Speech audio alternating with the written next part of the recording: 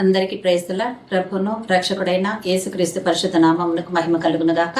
మీ అందరికీ కూడా వందనాలండి. దేవాది దేవుడు, కృపామయుడు, సర్వోన్నతుడు, సర్వాధికారి, సృష్టికర్త, మనందరినీ మికిలిగా ప్రేమించిన మన ప్రియ పరలోకపు తండ్రి, ఈ రోజునకు గాను మనకు అనుగ్రహించే వాక్యమును ధ్యానిస్తూ ఆయన చేత ఆశీర్వదించబడుతూ ముందుకు కదులుదామండి. ఈ రోజు దేవుడు మనకు అనుగ్రహించే వాక్యము కీర్తనల గ్రంథము 3వ అధ్యాయము 3వ వచనమును ఈ రోజు దేవుడు మనకు అనుగ్రహిస్తున్నారండి. ఆ వాక్యము, యెహోవా, నీవే నాకు కేడెముగాను, నీవే నాకు అతిశయాస్పదముగాను, నా తల ఎత్తువాడవుగాను ఉన్నావు అని ఈరోజు రాజైనటువంటి దావీదు దేవునికి రాసినటువంటి కీర్తనలో ఈరోజు మనకు వాక్యంగా దేవుడు అనుగ్రహిస్తున్నారండి. ఆ వాక్యము, యెహోవా, నీవే నాకు కేడెముగాను, నీవే నాకు అతిశయాస్పదముగాను, నా తల ఎత్తువాడవుగాను ఉన్నావు అని దావీదు దేవునితో మాట్లాడుతూ రచించినటువంటి కీర్తన. ఇక్కడ దావీదు దేవుని దగ్గర 3 విషయాలు వెల్లడిపరుస్తున్నాడండి. అందులో మొదటిగా ఏమంటున్నాడు, ఆయన దేవుని దగ్గర మాట్లాడుతూ, యెహోవా, దేవా, నీవే నాకు కేడెముగా ఉన్నావు తండ్రి అని అంటున్నాడు. రెండవదిగా, నీవు నాకు అతిశయాస్పదముగా ఉన్నావు అని అంటున్నాడు. అతిశయాస్పదము అంటే అర్థం ఏంటండి? నేను గర్వించదగ్గ విషయం ఏదైనా ఉందంటే, అతిశయించదగిన విషయం ఏదైనా ఉంది అంటే అది నీవే ప్రభువా. నిన్ను బట్టి మాత్రమే నేను అతిశయించబడతాను, నిన్ను బట్టి మాత్రమే నేను గర్విస్తాను అని దేవుని దగ్గర, అంటే అతని జీవితంలో ఉన్న సమస్తములో కూడా మొదటి స్థానము దేవునికి మాత్రమే ఇచ్చి ఉన్నాడు. కాబట్టి దేవునితో ఆయన అతిశయాస్పదముగాను ఉంటాను అని అంటున్నాడు, ఉండు అని. ఆ తర్వాత, నా తల ఎత్తువాడవు కూడా నీవే నా ప్రభువా, ఎత్తువాడవుగాను ఉన్నావు అని దేవుని దగ్గర మాట్లాడుతున్నాడు. అంటే ముందుగా ఆయన అంటున్న మాట, నీవే నాకు కేడెముగాను, అతిశయాస్పదముగాను, నా తల ఎత్తువాడవుగాను ఉన్నావు అంటున్నాడు. అంటే ఈ విషయము దావీదుకు తెలిసి ఉందండి. ప్రియ సహోదరి, సహోదరుడా, ఈరోజు దేవుడు మనతో మాట్లాడుతూ ఆయన అంటున్నాడు, దావీదు అంటున్నాడు దేవుని దగ్గర, నీవే నాకు కేడెముగాను, అతిశయాస్పదముగాను, నా తల ఎత్తువాడవుగాను ఉన్నావు అని అంటున్నాడు. అంటే ఒక కార్యములో దేవుడు హెచ్చించువాడని, బలపరచువాడని, లేవనెత్తువాడని, ఆశీర్వదించువాడని, అన్ని విషయాలలో ఆదరించువాడని, ఏ విషయానికి కృంగిపోకుండా బలవంతులుగా నిలబెట్టువాడు కూడా ఆయనేనని దావీదు గుర్తించాడు దేవుణ్ణి. కాబట్టే ఉన్నావు అని అంటున్నాడు. అంటే ఆల్రెడీ నువ్వు ఉన్నావు ప్రభా. నాకు ఎలా ఉన్నావు? మొదటిగా కేడెముగాను, రెండవది అతిశయాస్పదముగాను ఉన్నావు, మూడవదైతే నా తల ఎత్తువాడవై ఉన్నావు ప్రభా అని దావీదు దేవుడి దగ్గర రచించిన కీర్తనలో మాట్లాడుతున్నాడు. ప్రియ సహోదరి, సహోదరుడా, ఈరోజు ఏ విషయంలో మీరు కృంగిపోతున్నారు? ఇంకా ఏ విషయంలో, ఎవరి జీవితంలో సమస్యలు లేకుండా అయితే భూమి మీద ఒక్కరంటే ఒకరు కూడా ఉండరు కదండి. ప్రతి విషయంలో ఏదో ఒక విషయంలో సతమతం అవుతూ, ఆరోగ్య విషయంలోనో, అనారోగ్య విషయంలోనో, లేక ఆర్థిక విషయంలోనో, అప్పుల విషయంలోనో, పిల్లల మాటలు వినకుండా పోయే విషయంలోనో, లేక పిల్లలకు పెళ్లిళ్ళు కాలేదన్న విషయంలోనో, అయి ఉంటే సంతానం లేదు అన్న విషయంలోనో, అనారోగ్య విషయంలో ఏదో ఒకటి సమస్య ఉంటుంది కదండి. ఏది లేకున్నా వీళ్ళతో వాళ్ళతో యుద్ధాలు, ఏదో ఒకటి ఉంటుంది కదా మనిషి జీవితంలో. మరి అటువంటప్పుడు నీకు దేవుడు ఏమై ఉన్నాడు అని ఇక్కడ దావీదు గ్రహించి నువ్వు ఉన్నావు ప్రభా అని అంటున్నాడు. మరి ఈరోజు నేను ఒక ప్రశ్న అడగదలుచుకున్నా, దేవుడు మనకి ఏమై ఉన్నాడండి?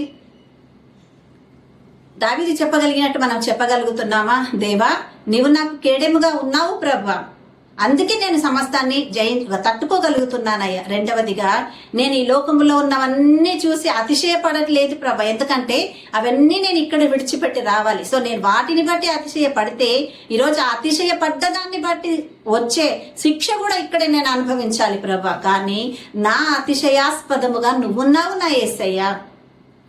నీ యందు నేను ఆనందించుచున్నాను తండ్రి, నీకు మహిమకరముగా నేను నిలబడుతున్నాను నా యేసయ్య, నిన్ను బట్టి మాత్రమే నేను అతిశయాస్పదముగా ఉన్నానయ్యా. మూడవది, నీవే నా తల ఎత్తువాడవై ఉన్నావయ్యా అని ఈరోజు మనం చెప్పగలిగిన స్థితిలో ఉన్నామా సహోదరుడా, సహోదరి? దేవుడు అదే కావాలని కోరుకుంటున్నాడు.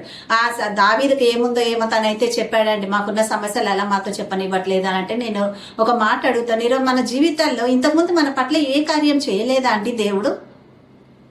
ఏ కార్యం చేయలేదా? అన్ని విషయాలలో దేవుడే కదండి మనకు ముందు నిలబడి అన్ని విషయాలు మనమంటూ చేయగలిగిన ఏ ఒక్క కార్యములో కూడా మన ఆ చేతన శక్తిని బట్టి మనం ఏమి చేయలేని పరిస్థితుల్లో ఉన్నప్పుడు దేవుడే కదా దిగి వచ్చి అన్ని చేసి ఉన్నాడు. మరి అవన్నీ చేసినప్పుడు దావీదు తలుచుకుంటున్నట్టుగా అన్ని విషయాల్లో నువ్వు సహాయం చేసావు, ఇప్పుడున్న ఈ సమస్యలో కూడా నువ్వు నాకు తోడై ఉన్నావు నా యేసయ్యా. మరి నన్ను ఆదరించేవాడము నీవే కదా నా ప్రభా, ఎందుకంటే నాకు కేడెంగా నువ్వు ఉన్నావు నా తండ్రి. ఆ తర్వాత నీవే నాకు అతిశయాస్పదముగా ఉన్నావు, నేనైతే నా తండ్రి నా తల ఎత్తువాడవై ఉన్నావని నమ్ముచున్నాను యేసయ్య అని మనము కూడా అనగలిగితే దావీదులాగా దేవుడు మనకు కార్యాలు చేయడానికి సిద్ధముగా ఉన్నాడు. ప్రియ సహోదరి సహోదరుడా, ఏ విషయంలో కూడా భయపడకండి. సమస్తమును దారబోసిన పరలోక తండ్రి నిన్ను హెచ్చించడానికి ఈరోజు నీ దగ్గరకు వచ్చి నీతో మాట్లాడుతున్నాడు. తనది అని అనుకున్నది ఏది కూడా తన దగ్గర ఉంచుకోకుండా తన జీవితం, ప్రాణం, రక్తం, ఊపిరి సమస్తమును మన కొరకే సమర్పించాడు కదండి. ఆ గొప్ప సర్వోన్నతునికి ఏది అసాధ్యమై ఉందండి? ఇన్ని తెలిసిన మనం కూడా కృంగిపోతే దేవుణ్ణి తెలియని వారు ఏం తెలుసుకుంటారండి? మన జీవితాల ద్వారా మనం దేవుణ్ణి ఎలా ప్రకటించగలుగుతున్నాం? మన జీవిత క్రియల ద్వారా దేవుణ్ణి ఎలా మనం మహిమపరచగలుగుతున్నాం? మనం అనుసరిస్తున్న ఈ జీవిత ప్రయాణములో మనం దేవుని పట్ల ఉన్న విశ్వాసమే కదండి దేవుణ్ణి ఎరగని వారిని కూడా దేవునిలోనికి నడిపించగలుగుతుంది. కాబట్టి ప్రియ సహోదరి సహోదరుడా, ఈరోజు దేవుడు ఏమై ఉన్నాడో నీతో నాతో మనందరితో మాట్లాడుతూ మనల్ని బలపరుస్తున్నాడు. సంతానం చూడలేకపోతున్నాం, పిల్లలు కృంగిపోతున్నారు, మేమేం చేయాలి, ఎవరికి చెప్పుకోగలం మేమని కృంగిపోతున్నావా తల్లి? భయపడకు, దేవుడు ఆయనకు అసాధ్యమైంది లేదు. ఈ కొండను చూచి ఎత్తి సముద్రముల పడవేయబడదు గాకా అని చెప్పిన దేవుడు నీకు తోడున్నాడు కదా. హృదయములో సందేహింపక నువ్వు పలికితే కార్యము చేసే పరలోక తండ్రి నీకున్నాడు కదా.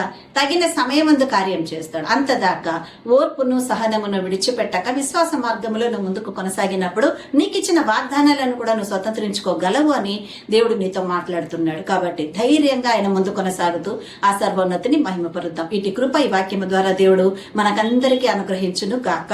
ఆమేన్. కళ్ళు మూసుకున్నట్లయితే ప్రార్థన చేద్దాం. హల్లెలూయా, హల్లెలూయా, హల్లెలూయా, హల్లెలూయా, హల్లెలూయా. స్తోత్రం, స్తోత్రం, స్తోత్రం.